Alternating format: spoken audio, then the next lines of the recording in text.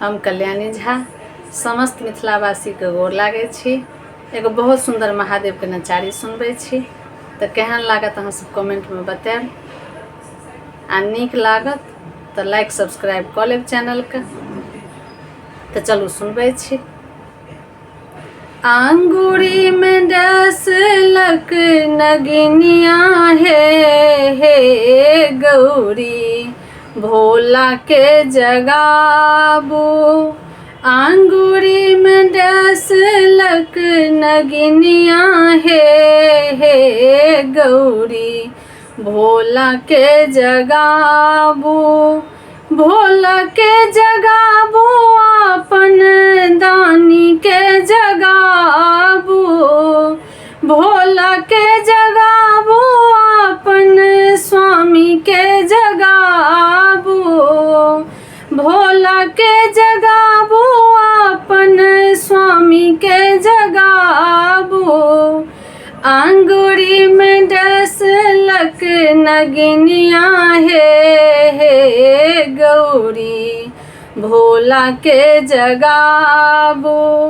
अंगूरी में डसलक नगिनिया हे गौरी भोला के जगाबू।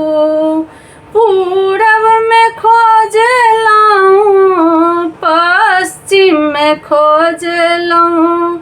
पूरब में खोजलाऊं पश्चिम में खोजलाऊं।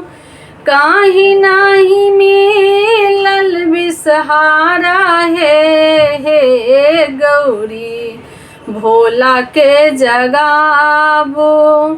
काहे नाही मिलल नगिनिया हे गौरी भोला के जगाबू। काहे नाही मिलल नगिनिया हे गौरी स्वामी के जगाबू। स्वामी के जगाबू अपन स्वामी के जगाबू। स्वामी के जगाबू अपन स्वामी के जगाबू। अंगूरी में डसलक नगिनिया हे गौरी भोला के जगाबू। अंगूरी में डसलक नगिनिया हे गौरी भोला के जगाबू। भोला मोरा जागी तथ नागिन बजाबी तथी। भोला मोरा जागी तथ नागिन बजावथी। नागिन मोरा हारत लहरिया हे गौरी भोला के जगाबू। नागिन मोरा हारत लहरिया हे गौरी भोला के जगाबू। भोला के जगाबू अपन स्वामी के जगाबू।